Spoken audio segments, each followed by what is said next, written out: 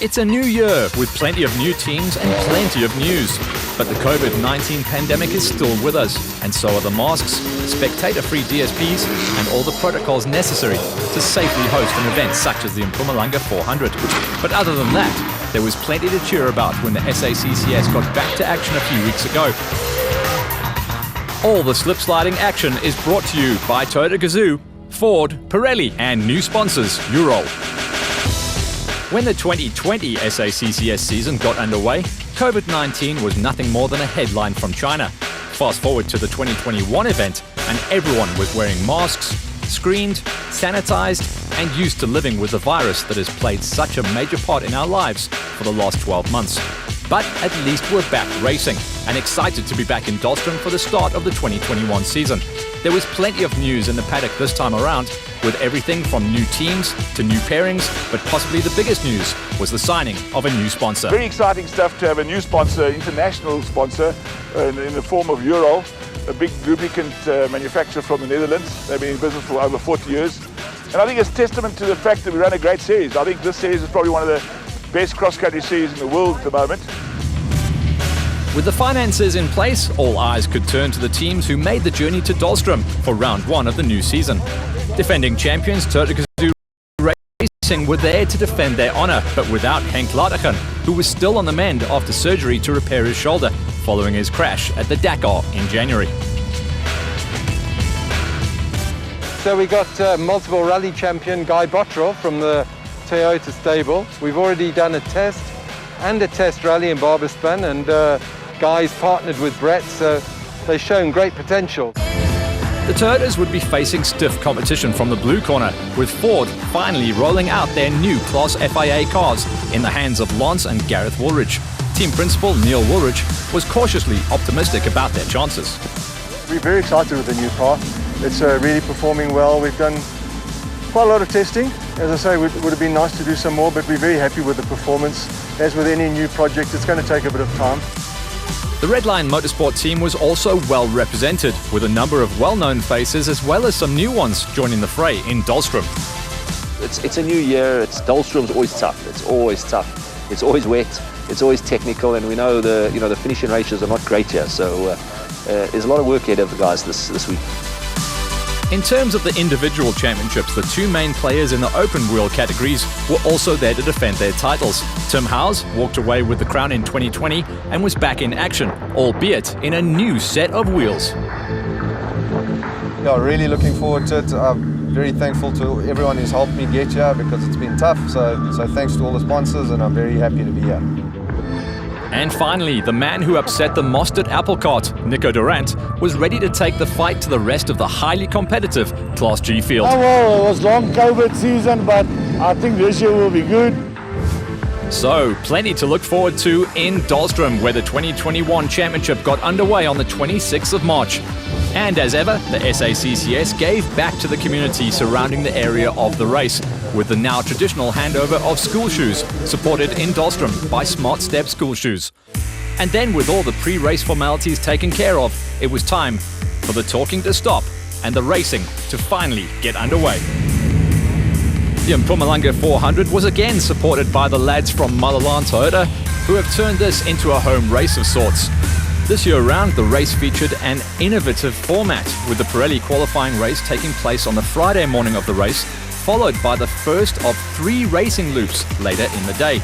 Then, 2 more race loops followed on the Saturday, bringing the total race distance close to the 400-kilometre goal, and offering a stern challenge to the crews in the process. First order of business then, the Pirelli qualifier. For this year's race, the qualifying race was cut down to just 12 kilometres in distance. The sole purpose? To determine the starting position for the first of the 3 race loops.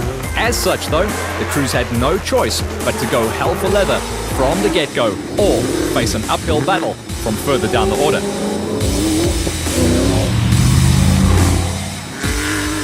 After a short, sharp dash through 12 kilometres of sodden and slippery terrain, it was Michael and Jean de Beer who topped the charts in Class G. The pair putting 5 seconds between themselves and Werner and Leon Mostert, who went second fastest. Big Lance Trathui and Adrian Roots certainly didn't hold anything in reserve, not only going fastest in the specials, but posting the 6th fastest time overall. A stonking performance by the big man from KZN. No, it was proper. You got to go, because if you make a mistake here, you're just losing a huge amount of time. So there's no place to make that time back if you make a mistake.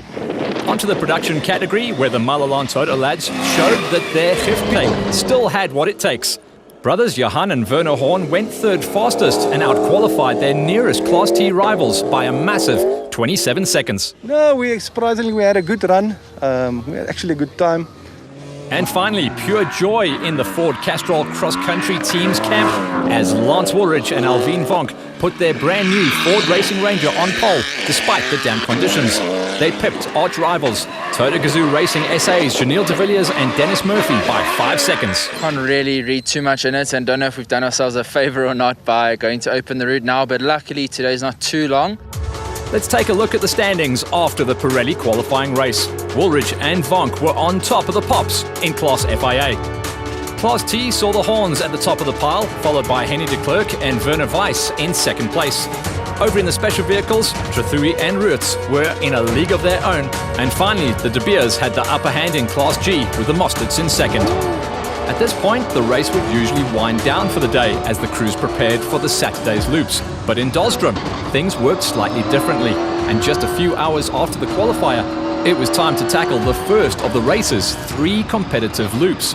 This one took place to the north of the town, in the area between the fly fishing mecca and the area known as Tontelduas.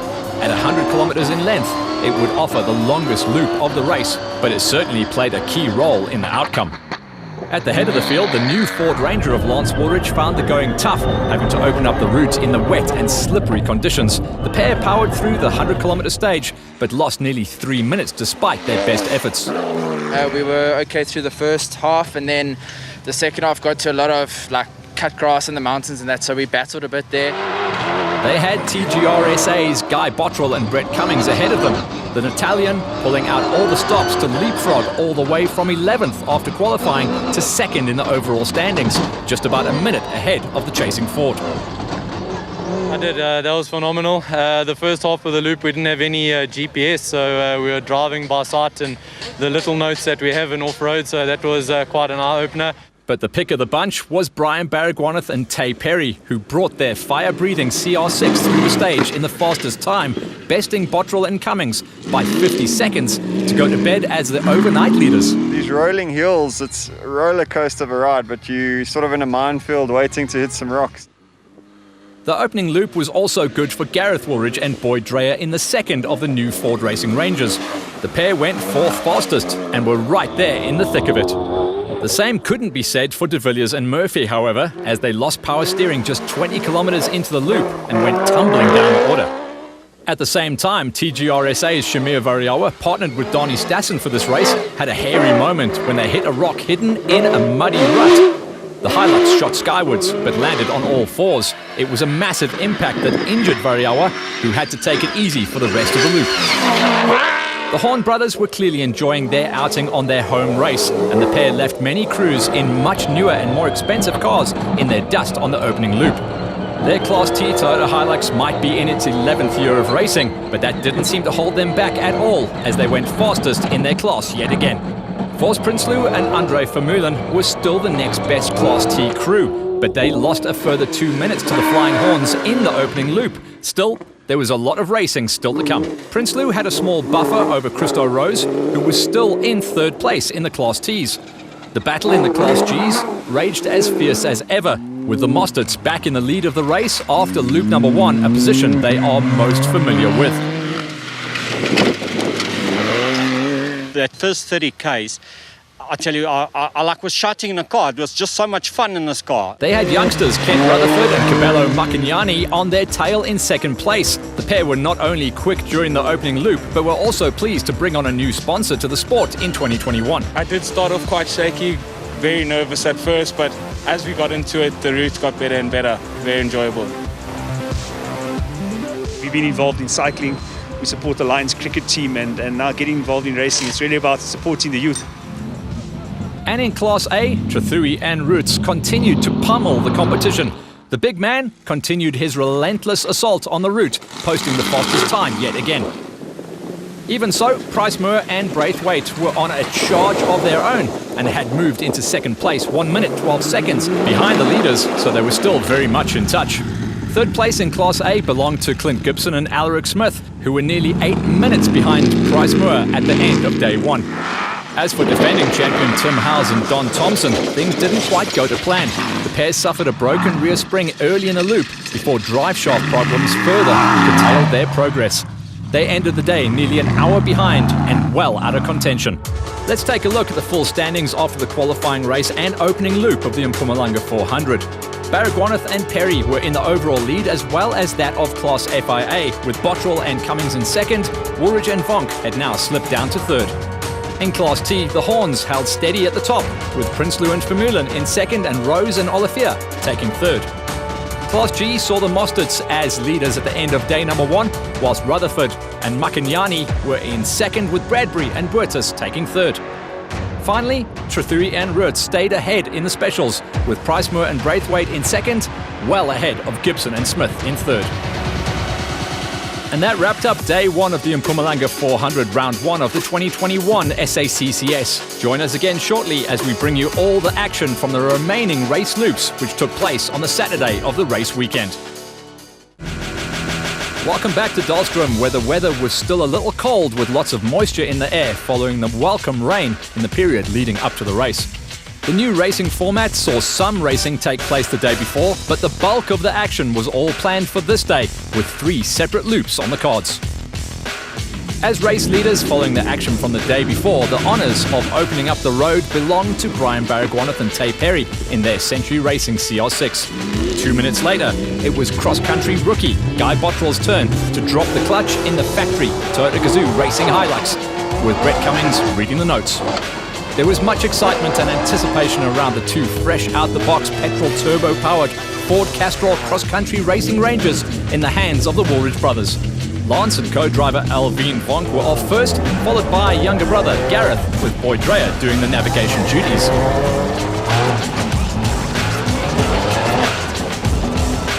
Next up, another Lance, but this Natalian was behind the wheel of the monstrous Bat Venom special vehicle.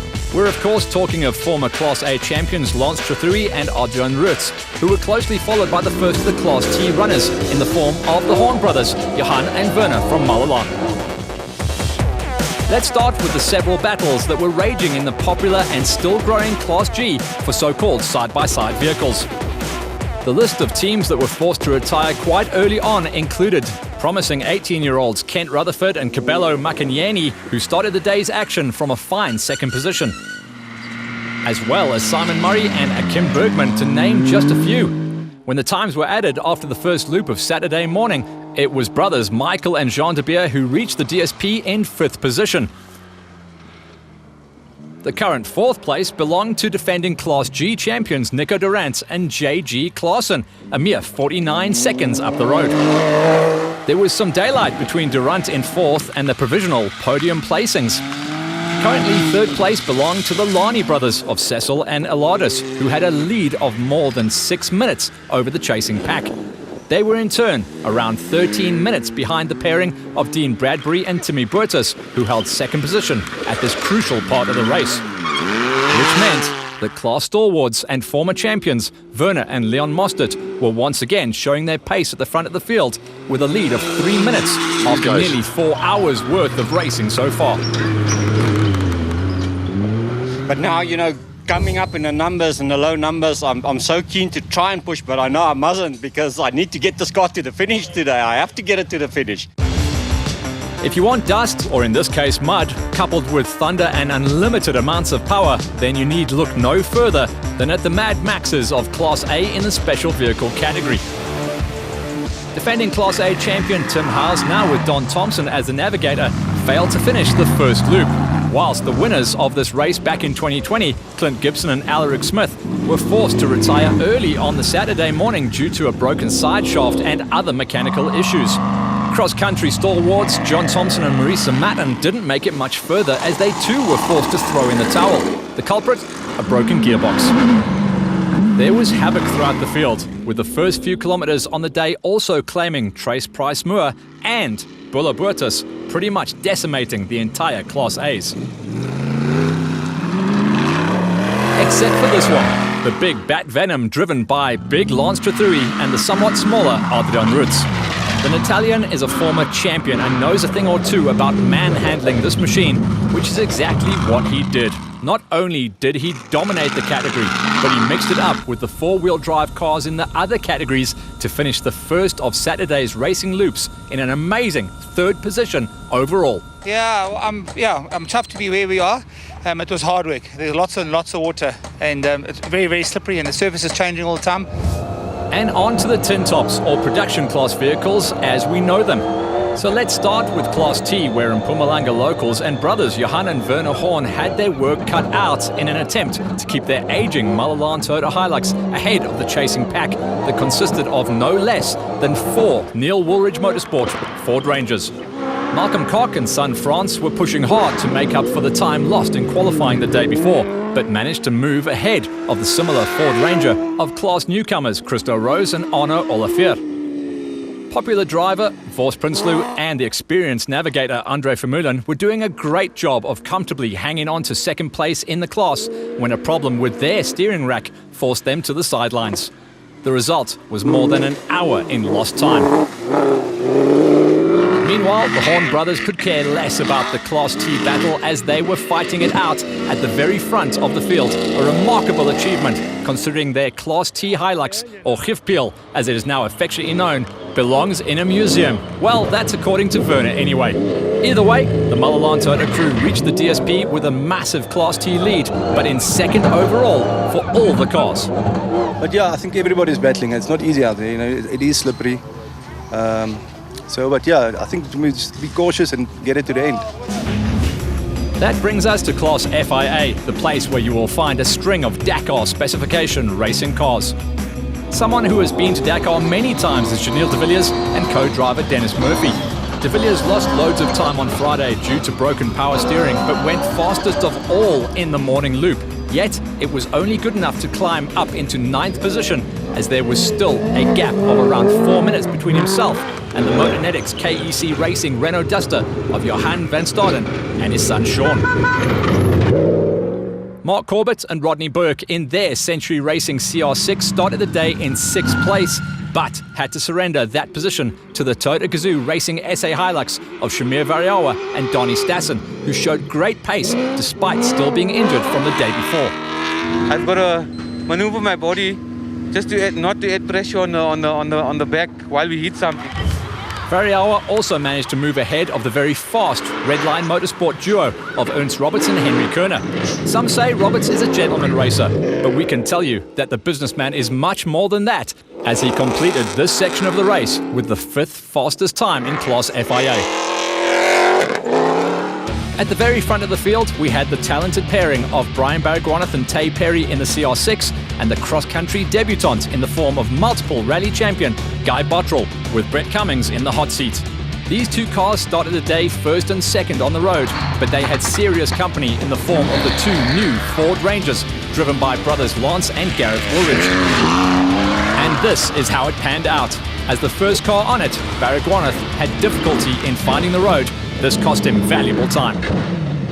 Yeah, we got to a tricky point where the GPS and the roadbook were off, and guys are showing us to go this way, but we weren't sure who to trust and what to do, so we wasted a lot of time there. That mixed up all the results.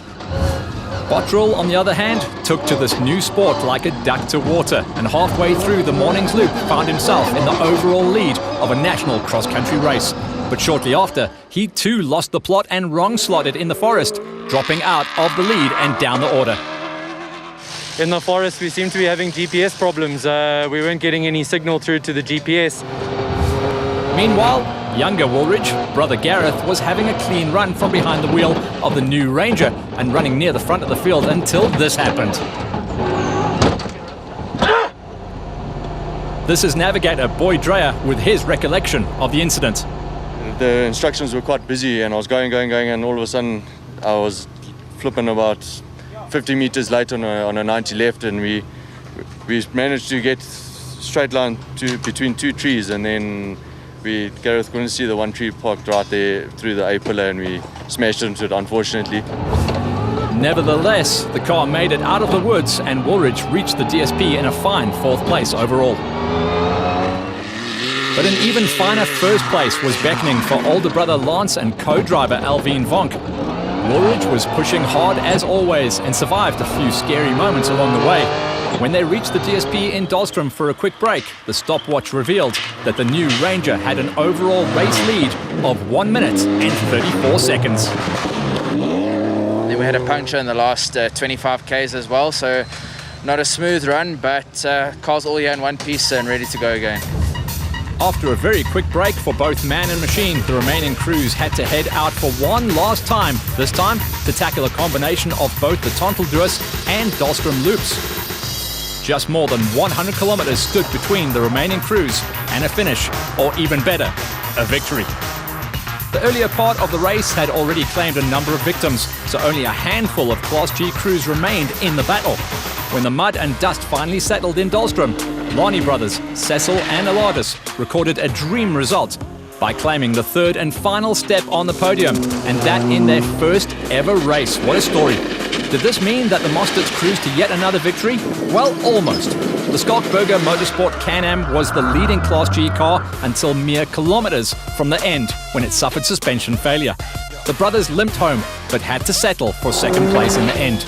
This meant that Dean Bradbury and Timmy Burtis recorded their 2nd consecutive victory here in Dahlstrom in as many years, after also claiming the win in 2020. A great result. We took the first lap, just kept it there, didn't break anything, and we just finished the race, and that's who ended up first.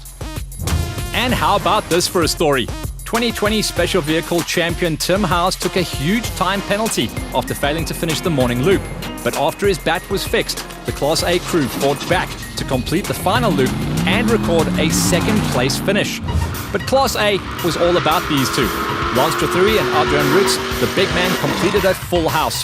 Fastest in qualifying, fastest on every single racing loop. And what a sight to see him manhandle that big monster. Win number 1 for the big dog in 2021. Yeah, I'm very, very happy. I mean, I'm very grateful for it. It's been, hard work. Here's the confirmation of Lance's big win in the special vehicle category. Bradbury was 2nd overall and 1st in the Gs, followed by the Mostert brothers and then the Lani brothers, who rounded out the Class G podium. Back to the action in Class T of the production class category and the battle between the string of Ford Rangers and the Hilux of the Horn brothers. Well, on this occasion, that race never materialized. The likes of Bernard Johnston, Force Prinsloo and class debutants Christo Rose did what they could, but their fight was always going to be for 3rd place. That's because Malcolm and Frans Koch did well to make 2nd place all their own after early setbacks and a clean run on Saturday. But on this occasion, the Horns were simply in a class of their very own. Not only did they dominate Class T by claiming a more than 20-minute victory, but they very nearly stood on the 2nd step of the overall podium. Johan was tired, but very pleased. Our bodies are broken. But yeah, we had a good run. Vanna was excellent with the navigating today. The car we didn't have to get out once. And that finally brings us to the conclusion of the Mpumalanga 400 here in Dahlstrom. We know who won the rest of the battles, but who was going to win the overall war? The contenders? Brian Baragwanath, Guy Bottrell, and the 2 Fords driven by Lance and Gareth Woolridge. But before we get into them, we have to mention the trials and tribulations of Shamir Variawa, who survived his back injury only to succumb to suspension damage near the end of the race. But if there was a prize for the drive of the day, it had to go to Janelle de Villiers. The Dakar legend completed the day's racing more than 6 minutes faster than anyone else, but yet it was only good enough for 5th in class, as 4th went to the very quick and ever consistent Ernst Roberts in his Redline Motorsport VK56. So we still had 5 crews fighting for the coveted podium positions. Problem is that a podium only makes provision for 3. So 2 crews were going to miss out this time. Brian Baragwanath and Tay Perry were in contention for victory early on and were once again on a late charge when he slid a little bit wide in a corner, hit a gate post and hooked reverse a little prematurely, damaging the gearbox in the process and forcing them to call it a day. And then there were three. The two Rangers, driven by the Woolridge brothers, and the Hilux, driven by rally champion and stand-in driver Guy Bottrell. The rally champion did a great job and just managed to sneak past the Ford of Gareth Woolridge to steal a great second position. So happiness in the Toyota camp for sure, but for once the limelight belonged to Ford, who experienced a dream debut for the brand new petrol and turbo-powered Ranger. Gareth was happy with his third place, but it was an emotional and emphatic victory for Lance Woolridge, co-driver Alvin Vonk, and the entire Ford camp who worked exceptionally hard to make it all happen. Yeah, we've got a lot of ideas already, just after the prologue yesterday we already had, okay, we can do that, we can do this. And now after the race, we've both got a whole lot more. So yeah, we're just very, very excited for the future.